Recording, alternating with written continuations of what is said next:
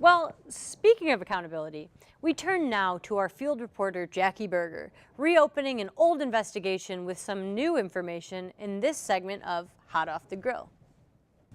Thanks, Sophia. After last week's episode about Ted Cruz's ongoing feud with Stephen King and his triumph over liberal Democrat Beto O'Rourke, I decided to look into some old Cruz allegations and did some digging. So I'm here in Dallas, Texas, standing in Dealey Plaza, where not too long ago, tragedy struck. Right. Well, the Kennedy assassination did happen there almost 55 years ago, but I guess the impact it left really still does make it feel pretty recent. Oh, Kennedy assassination. I was just talking about that I dropped my phone just now, and the screen is completely cracked. But I mean, yes, the Kennedy assassination happened here too, and that was also a tragedy for sure. All right, Jackie. While I am sorry about your phone, I want to cut to the chase. As some of you may remember, during the 2016 primaries, Trump notoriously spread the rumor that Ted Cruz's dad may have played a role in the JFK assassination after reading a misleading and ridiculous National Enquirer article. And that is why Jackie is in Dealey Plaza, to give us a news update on that story. Right, Jackie? Oh, yep, you bet I am. And let me tell you, the updates in this conspiracy are absolutely crazy. It's like It's a conspiracy within a conspiracy. It's like conspiracyception out here, Sophia.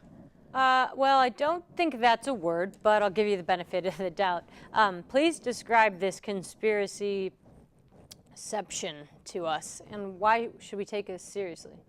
Well, Sophia, what I'm about to say is extremely serious, and you can tell that it's serious because I'm wearing glasses. During the 2016 primaries, the National Enquirer put out a series of issues that had just the most insane articles you could imagine. We're not talking about your regular first-level tabloid gossip kind of shit. We're talking about crazy accusations, like Marco Rubio being tied to cocaine dealers, Carly Fiorina home-wrecking another couple's marriage, and Ben Carson leaving a sponge in a patient's brain. Well, those are just batshit accusations. Who would believe any of those? Oh, well, that last one's true. Ben Carson did leave a sponge behind in someone's brain. That information might be kind of hard to absorb, am I right?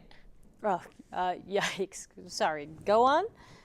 And as one would expect, each time one of these articles came out, the respective candidate would see a dip in their poll numbers. But one candidate who was never attacked and was actually praised by the National Enquirer consistently was Donald Trump. After doing some thorough research and reading an entire HuffPost article that came out last week, it seems that the Enquirer and Trump may have been in cahoots with each other this entire time. Media conglomerate chairman David Pecker is a close friend of Trump and has had several meetings with Trump's personal lawyer and current disgrace, Michael Cohen. Now, this might sound a little complicated, so let me try to draw on this whiteboard that just conveniently happens to be out here in the middle of the street to try and, explain it to you that we can get a sense of what it is that's going on. Basically, this circle right here represents the National Enquirer, right? So we're going to label that NE. And over here we got Ted Cruz. And basically the National Enquirer, they were just throwing all of this shade over at Ted Cruz, calling him and his father murderers, part of the Kennedy assassination. And then you have Donald Trump in here. Well, actually, Donald Trump's kind of a bigger deal, so we're going to make him more of like an ellipse. You have Donald Trump here, and Donald Trump is out here spewing lies to the people, to the public. So he's out here lying, taking the source from the National Enquirer and giving it to the public. Shocking, I know. Oh my God. Well, so the tabloids just put out fake stories about every other candidate to ruin their chances and promote Trump due to personal relationships?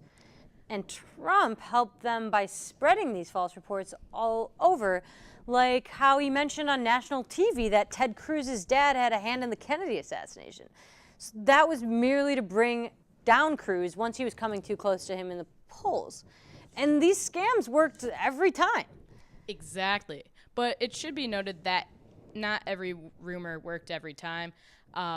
The rumor that we're currently describing about Ted Cruz's father was actually the Enquirer's second attempt to take down Cruz. A month before the JFK Cruz story broke, the Enquirer claimed that Cruz was having affairs with several other women. Well, why did they change the story from extramarital affairs to Cruz's dad being involved with the JFK assassination? They needed something more believable, Sophia. I mean, it's Ted Cruz we're talking about here. No one's going to believe that blobfish could play the field. I mean, this is a guy who enjoys joking about being the Zodiac killer, way past the joke's expiration. Sure, he's a senator, but it would take a lot for anyone to motion him to the floor, if you know what I mean. All right, then I guess my only question I have left is why did you use our show's already meager budget to fly to Dallas just for this piece?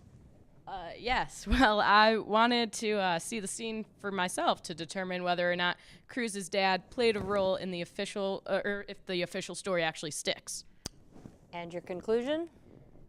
Yeah, Rafael Cruz was not involved in the Kennedy assassination. The story sticks.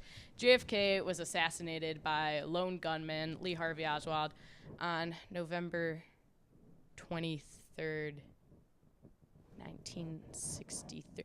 Oh my God! What? Oh, how did I not see this before? Oh my God! See what? Don't you get it, Sophia?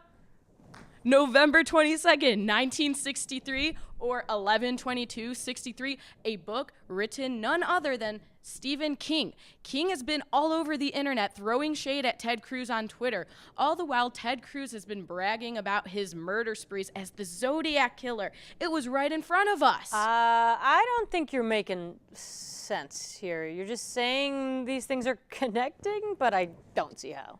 Why would an author from Maine care so much about a senator from Texas unless there was some sort of vendetta King has against Cruz? And what could Cruz have done to possibly make someone all the way in Maine get so mad at him? What? Ted Cruz must have used Stephen King's time portal without permission. Nuts. Looks like we lost connection to Jackie. Too bad. Guess we'll just have to throw it to midweek update.